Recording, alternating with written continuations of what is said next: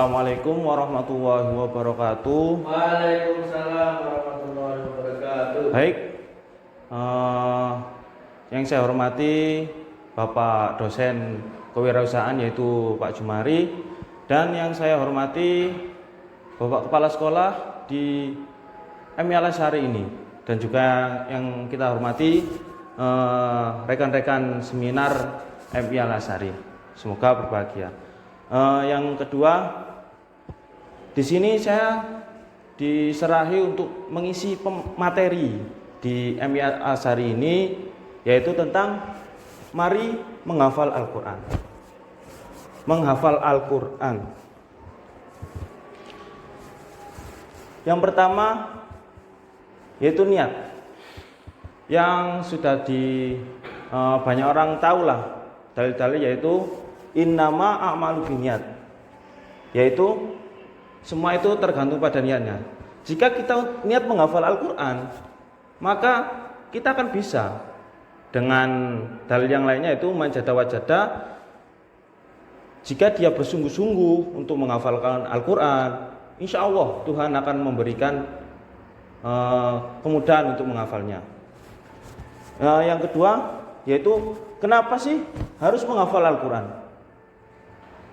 Karena di dalam Al-Quran, menurut hadis riwayat Bukhari, orang yang paling baik yaitu orang yang belajar Al-Quran dan juga mengamalkannya. Seperti ada moto yaitu lafdon wa maknan wa amalan. Lafdon yaitu lafadznya, kita belajar menghafal, belajar untuk membacanya. Yang kedua yaitu wa maknan, yaitu sama maknanya, yaitu artinya biar kita tahu kisah-kisah dalam Al-Quran itu gimana. Ada akhlak, ada kisah-kisah yang kita pelajari. Kita ambil baik-baiknya saja, yang jelek-jelek biar kita tidak mengikuti yang jelek itu. Yang ketiga yaitu wa amalan. Setiap orang yang menghafal Al-Quran itu wajib hukumnya untuk mengamalkannya. Karena kalau tidak mengamalkannya, nanti ilmunya tidak akan bermanfaat. Percuma dia menghafal Al-Quran kalau tidak bisa mengamalkannya. Yang kenapa harus menghafal Al-Quran, yaitu sebagai pedoman utama untuk manusia dalam menuju jalan kebaikan. Ihdinas siratal mustaqim, tunjukkanlah kami ke jalan yang lurus, jalan-jalan orang yang kau ridhoi, jalan yang benar. Di dalamnya terdapat kisah-kisah mengajarkan akhlak. Manfaatnya, satu, dia akan menjadi keluarga Allah. Dia di surga akan mendapatkan sebuah mahkota emas, dan dia akan mendapatkan syafaat oleh Al-Quran itu. Misal dia nanti di neraka, maka Al-Quranlah yang bisa menolong. Dan dengan menghafal Al-Quran, membacanya satu ayat pun dia udah dapat pahala. Apalagi dia menghafalkannya, dia akan mendapatkan berlimpah-limpah pahala. Satu ayat bisa dikalikan 10 pahalanya. Mungkin itu.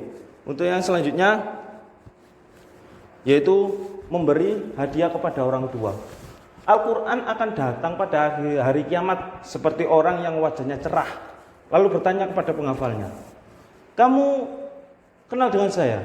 Sayalah yang membuat kamu bergadang tidak tidur di malam hari, yang membuat kamu kehausan di siang harimu, yaitu Al-Quran. Kemudian diletakkan mahkota kehormatan di kepalanya. Dan kedua orang tuanya diberi pakaian indah yang tidak bisa dinilai dengan dunia seisinya. Lalu orang tuanya menanyakan, ya Allah, dari mana bisa diberi pakaian seperti ini? Kemudian dijawab, karena anakmu belajar Al-Quran. Ini menurut hadis riwayat Tabrani. Benar, orang yang menghafalkan Al-Quran itu menurut hadis dia akan dimasukkan ke dalam surga yang paling atas. Tapi kalau dia bisa menjaganya, dia menghafal Al-Quran misal 30 juz, tapi dia tidak mau mengulang, meroja, dia tidak mau menjaganya, maka semua akan kembali kepada dia. Mungkin sebaliknya, bukan surga lagi yang dia dapat. Itu bahkan neraka pun bisa mengenai anak itu.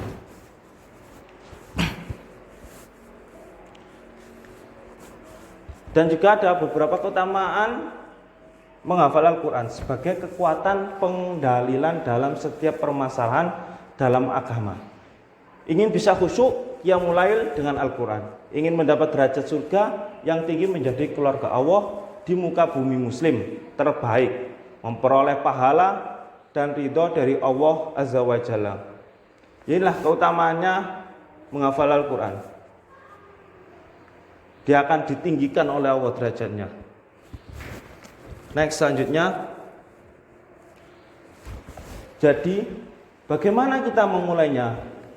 Hal-hal yang mudah dalam menghafal Al-Quran, mempelajari dan menguasai kaidah-kaidah tajwid dan makhrajul huruf dengan baik dan benar. Memilih guru yang benar dan tepat, memilih dan mencukupi satu cetakan mushaf saja. Menentukan waktu dan tempat yang tepat. Menguasai bahasa Arab, mempelajari dan menguasai kaidah-kaidah tajwid. Dalam menghafal Al-Quran wajib dia itu paham dengan tajwid. Karena kalau dia tidak paham dengan tajwid, beda harokat, itu beda arti. Dan makhrajul huruf dengan baik. Biar enak didengar. Kalau kita membaca Al-Quran, kita lantunkan misalnya di masjid, itu enak didengar. Kalau makhrajul hurufnya pas. Seperti A, ya A, ba ya ba, bukan dengan baik. Memilih guru yang benar dan tepat. Guru itu sangat berpengaruh untuk para penghafal Al-Quran. Seperti apa? Mungkin di pondok pesantren namanya seperti badal. Lah badal itu mempunyai sanad. Sanadnya itu bisa sambung sama Rasulullah SAW. Jadi kalau apa ya? Memilih guru itu sangat berpengaruh pada proses penghafalan Al-Quran. Guru ada yang baik, dia itu tekun untuk mempelajari muridnya lah, misal santrinya, maka dia akan cepat untuk menghafal Al-Quran. Memilih dan mencukupi satu cetakan mushaf saja. Oke, next. Terus selanjutnya,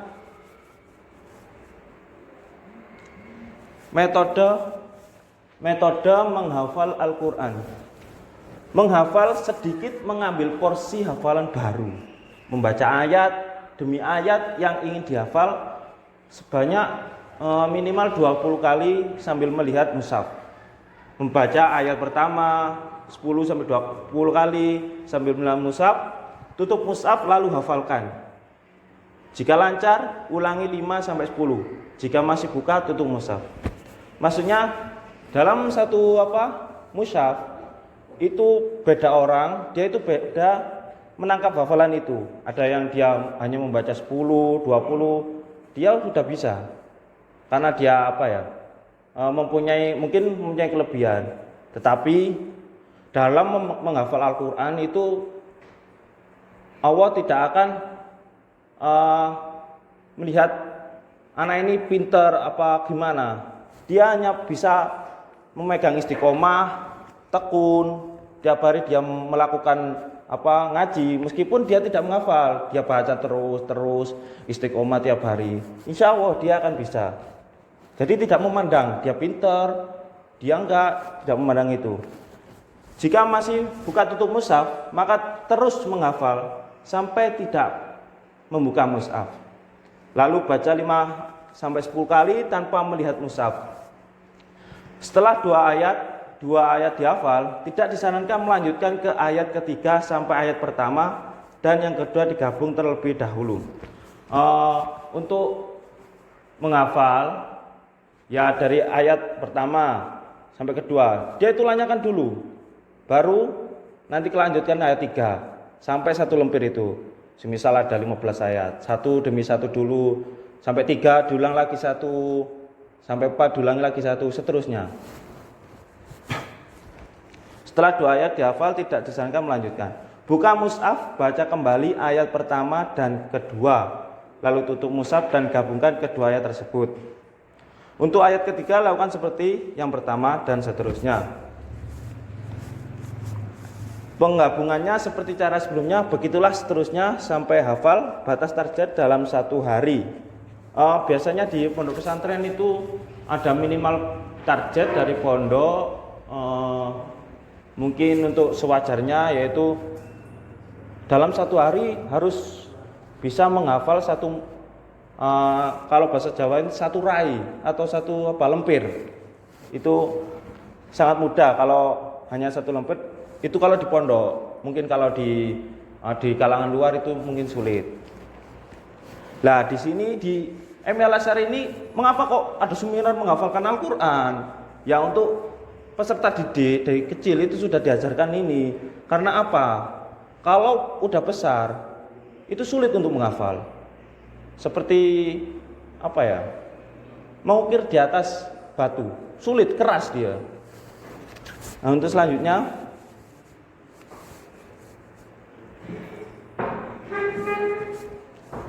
metode baca keterangan ayat yang dihafal: 20 kali melihat mushaf per ayat, 10 sampai 20 kali melihat mushaf per ayat tanpa melihat mushaf, penggabungan 5 sampai 10 kali melihat mushaf. Per ayat yang dibaca ringkasan metode menghafal. Itu yang tadi sudah dijelaskan. Ini untuk metode menghafal Al-Quran.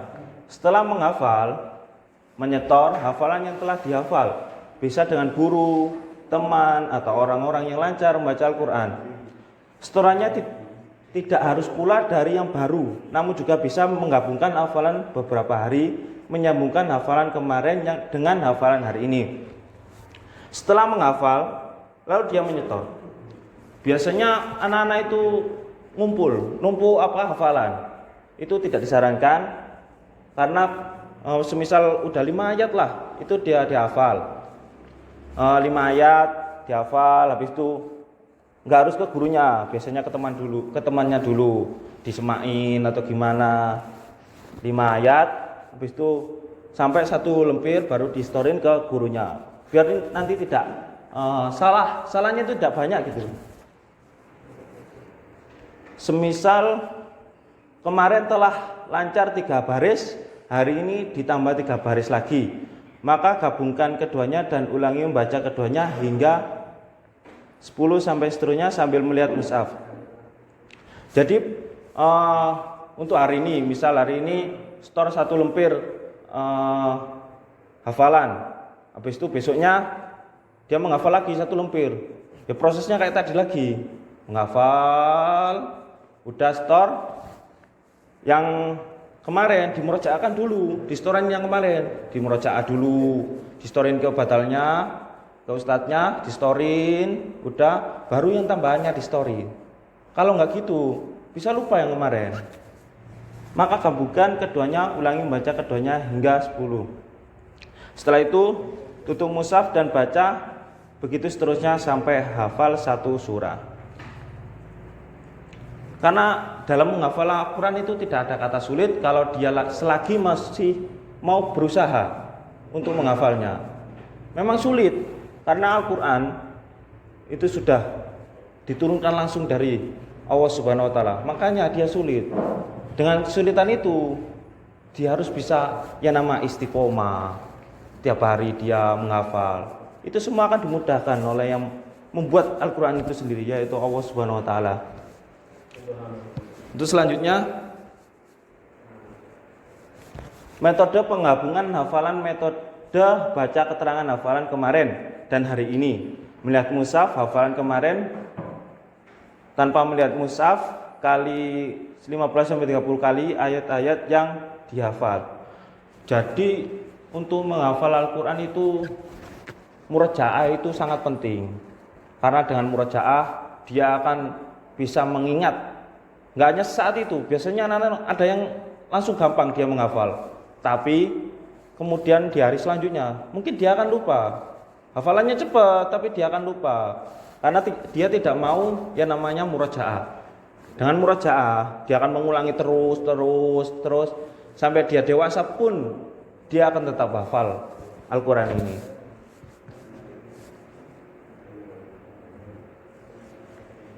Ya ini murajaah hafalan. Nah yang tadi, hafalan satu surah tidak boleh menambah hafalan surah yang baru. Semisal surat apa ya? Surat Al-Baqarah lah. Menghafal surat Al-Baqarah. Untuk hari ini sampai biasanya Al-Baqarah kan banyak. Mungkin ditempuh dalam 1 bulan atau gimana. Nah bulan selanjutnya dia mengulang lagi Al-Baqarah itu sampai benar-benar dia di luar kepala, baru dia boleh melanjutkan ke surat Al-Imran atau lanjutnya, itu boleh.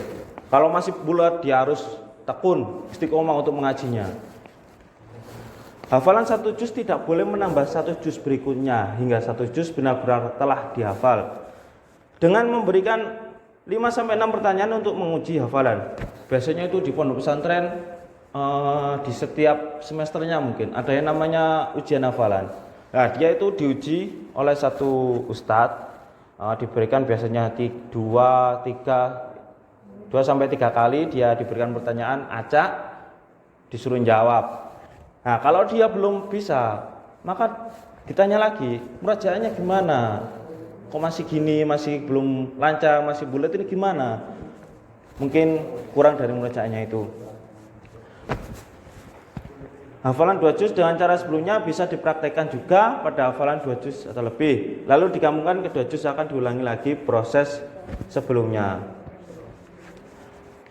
Untuk selanjutnya,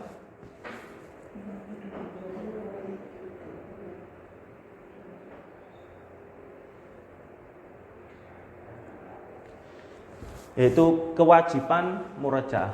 Jumlah hafalan wajib murajaah, metode murajaah 5 juz 7 melihat dan menutup.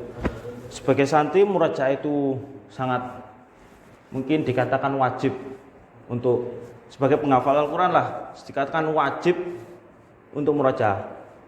Sudah tahu wajib, kalau ditinggalkan berarti dosa. Jadi untuk selanjutnya murajaah tadi sudah dibahas.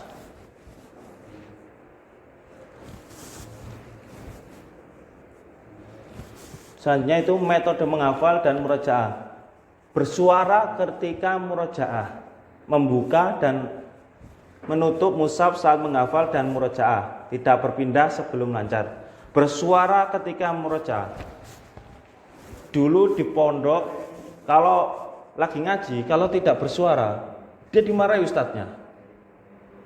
Karena dia hanya ngeremeng ngajinya, tidak bersuara. Kalau dia bersuara, itu antara mulut, pikiran, mata itu saling menyatu. Dia akan bisa enak kalau dengar. Membuka dan menutup mushaf saat menghafal. Pertama dia buka, tutup, buka, tutup, buka, tutup, satu per ayat, satu ayat, tutup lagi, buka lagi, seterusnya. Dan murajaah. Tidak berpindah sebelum lancar. Anak-anak penghafal Al-Quran itu biasanya mencari tempat yang beda-beda lah karakternya setiap santri itu. Ada yang mencari keramaian, ada yang mencari kesepian, ada yang aneh-aneh, ada yang di tempat-tempat ramai, biasanya di masjid itu banyak. Dan dia di tengah-tengah, biar enak gitu ngafalnya, konsentrasi. Itu untuk belajar berkonsentrasi. Dan yang nyari sepi, biasanya dia karakternya itu pendiam. Biasanya disebut apa ya? Apa kalau pendiam itu? Introvert, mungkin itu ya. Untuk menghafal dan murajaah, cari waktu yang terbaik. Biasanya waktu yang terbaik untuk bisa enak untuk menghafal itu biasanya kalau malam.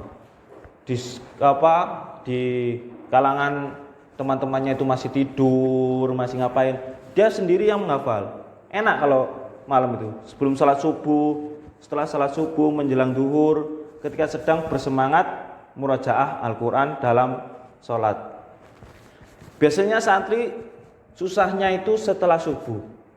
Dia itu enak kan di waktu subuh, anginnya enak, dingin, enak kalau buat tidur. Tapi itu pantangan kalau tidur setelah subuh itu, karena di waktu itu katanya orang-orang rezeki segalanya akan turun di waktu setelah subuh itu. Dan murajaah Al-Quran dalam sholat. Murajaah Al-Quran dalam sholat itu susah. Karena apa? Kita konsentrasi itu harus full dalam sholat itu. Kita itu harus berpikir, konsentrasi untuk merojaah Al-Quran. Mungkin sedikit, berapa ayat buat sholat itu bisa untuk melancarkan Al-Qurannya tadi yang sudah dihafal. Semisal paginya setor, nanti duhur dibacalah, walaupun nggak bersuara kan, dibaca, dihafal, dikit-dikit sampai 5 waktu. Semisal dalam satu lempir itu ada berapa ayat, nanti dibagi 5. Jadi per duhur berapa ayat, asar berapa ayat. Untuk selanjutnya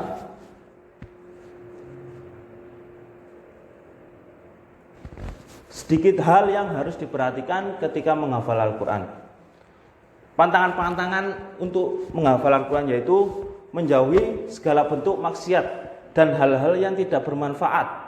Seperti biasanya itu habis sholat gitu dia ngerumpi lah, maksiat dan hal yang tidak bermanfaat. Dia tidak bermanfaat ngomongnya. Biasanya ya tadi ngobrol. Untuk ngaji kan enak.